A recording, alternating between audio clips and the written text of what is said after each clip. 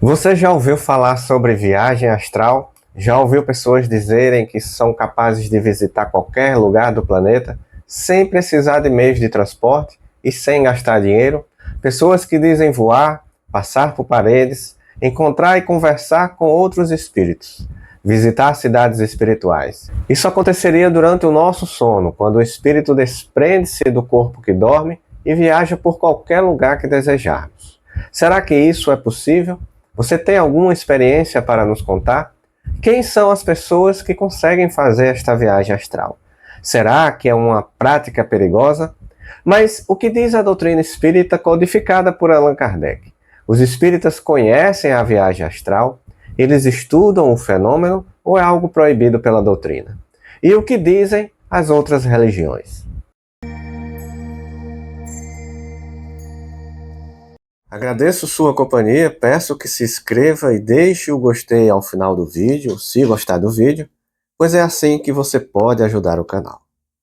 As dúvidas e o mal entendimento que surgem sobre esse assunto, mais uma vez têm seu ponto de partida naquela velha disputa de palavras que a humanidade teima em cair. Em vez de buscarmos os conceitos, nos atemos simplesmente nas palavras. Alguns espiritualistas e até espíritas que não interpretam corretamente o que está escrito na doutrina espírita acreditam que o espiritismo não estuda o fenômeno da viagem astral. Mas isto não é verdade.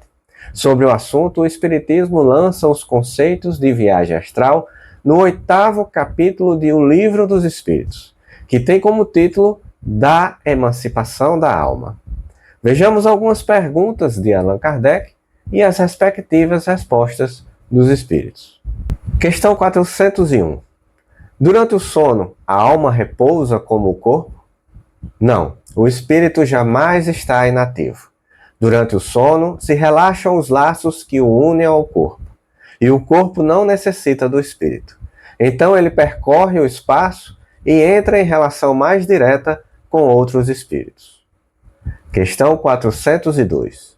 Como podemos apreciar a liberdade do espírito durante o sono? Pelos sonhos. Crede, enquanto o corpo repousa, o espírito dispõe de mais faculdades do que na vigília. Tem conhecimento do passado e, algumas vezes, previsão do futuro. Adquire maior potencialidade e pode entrar em comunicação com os outros espíritos, seja neste mundo, seja em outro. Muitas vezes dizes: tive um sonho bizarro. Tive um sonho horrível, mas que foi absolutamente inverossímil. Estás enganado, pois é frequentemente uma lembrança dos lugares e das coisas que viste e verás em outra existência ou em outro momento. Estando o corpo entorpecido, o espírito esforça-se para quebrar seus grilhões, procurando no passado e no futuro. Pobres homens que mal conheceis os mais vulgares fenômenos da vida. Julgai-vos muito sábios, e as coisas mais comezinhas vos confundem. Nada sabeis responder a estas perguntas que todas as crianças formulam. Que fazemos quando dormimos?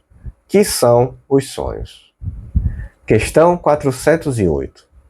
Algumas vezes parece-nos ouvir em nós mesmos palavras pronunciadas distintamente e que não têm nenhuma relação com o que nos preocupa. De onde vem isso? É verdade. Ouves até mesmo frases inteiras, principalmente quando os sentidos começam a entorpecer-se.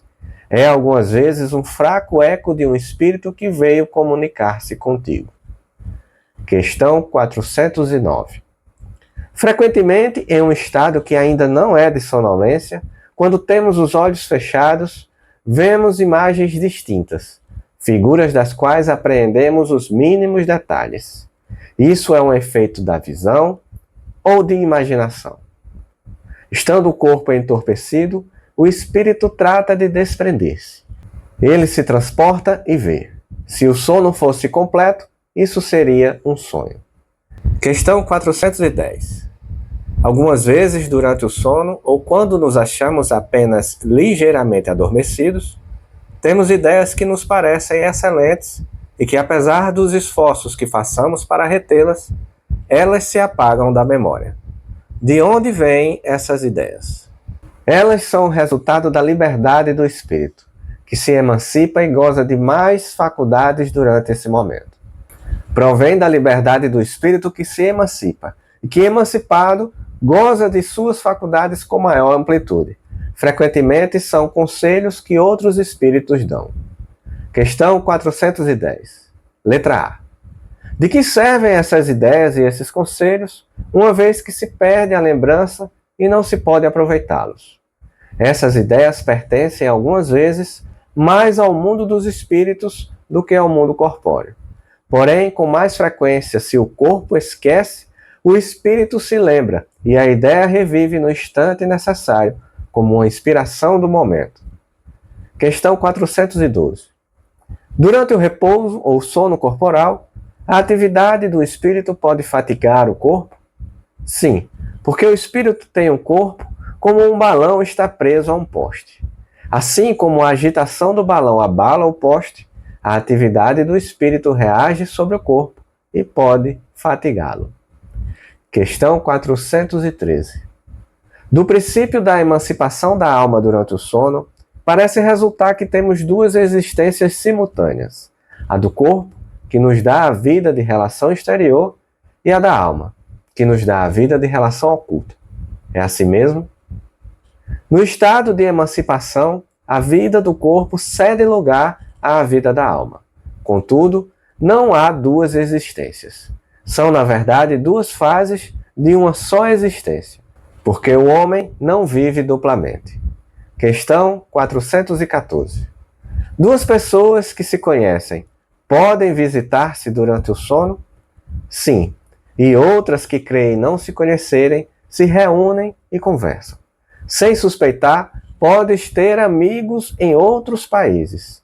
Durante o sono é tão habitual o fato de irdes encontrar-vos com amigos, parentes, pessoas que conheceis e que vos podem ser úteis, que quase todas as noites fazeis essas visitas. Questão 416. O homem pode provocar as visitas espíritas pela sua vontade? Ele pode, por exemplo, dizer ao dormir: esta noite vou me encontrar em espírito com tal pessoa e falar-lhe e dizer-lhe tal coisa? O que se dá é o seguinte: o homem, adormecendo, seu espírito desperta. E o que o homem resolveu, o espírito frequentemente está nem longe de seguir, porque a vida do homem interessa pouco ao espírito, quando este está desprendido da matéria. Isto se aplica aos homens já muito elevados espiritualmente. Os outros passam de modo muito diverso a fase espiritual de sua existência terrena. Eles se entregam às paixões ou à inatividade. Pode acontecer que, segundo o motivo pelos quais se propôs, o espírito vá visitar aqueles com quem deseja encontrar-se, mas sua vontade no estádio de vigília não é uma razão para que o faça. Questão 417. Espíritos encarnados podem reunir-se em certo número e formar assembleias? Sem dúvida alguma. Os laços de amizade, antigos ou recentes, costumam reunir diversos espíritos que se sentem felizes de estar juntos.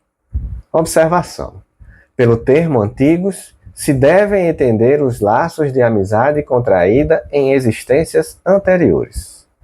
Ao despertar, guardamos intuição das ideias que aurimos nesses colóquios, mas ficamos na ignorância da fonte de onde promanaram. Como podemos perceber, a doutrina espírita trata sobre a emancipação da alma, que traz todo o alicerce para que entendamos a viagem astral. A emancipação da alma durante o sono do corpo físico acontece com todos, sem distinção, e nenhuma faculdade particular é necessária. No entanto, é possível fazer uma distinção entre as denominações emancipação da alma e viagem astral, se assim desejarmos, pois são apenas palavras e o que vale são os conceitos. Nosso espírito se desprende parcialmente do corpo durante o sono, e isto acontece com todos. Mas podemos denominar de viagem astral não apenas a faculdade do espírito desprender-se do corpo, mas também o poder de identificar-se fora dele no exato momento em que o fenômeno acontece. Ficando plenamente consciente, seu espírito interage enquanto o corpo dorme. Outra característica da viagem astral é fazer com que o corpo processe a experiência e traga as lembranças das interações que teve durante o desprendimento parcial para quando estiver acordado. Durante a viagem astral, guardamos todas as nossas faculdades, que são até ampliadas por estarmos parcialmente livres da pesada carga que é o nosso corpo físico. Então, como conceito, podemos dizer que viagem astral é o poder de lembrar da experiência que o espírito viveu fora do corpo, durante a emancipação da alma, com plena consciência e nitidez. A viagem astral é perigosa? A resposta é não. A emancipação da alma é inerente a todos. A diferença é que não trazemos as experiências ao corpo físico. A viagem astral é uma ótima alternativa ao cético e ao estudioso, que terão por conta própria a comprovação da existência do mundo dos espíritos e o prosseguimento da vida após a morte do corpo. E é por isso que podemos afirmar, sem a necessidade de maiores discussões, que as religiões católica e protestante não possuem em suas bases teológicas qualquer palavra que trate sobre o assunto.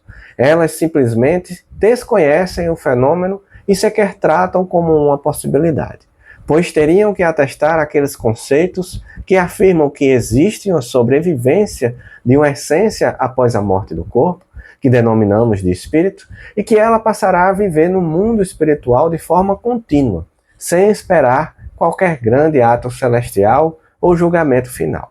Além disso, precisa acreditar que é possível a interação e a comunicação entre nós que estamos encarnados e aqueles que já passaram pela morte do corpo físico.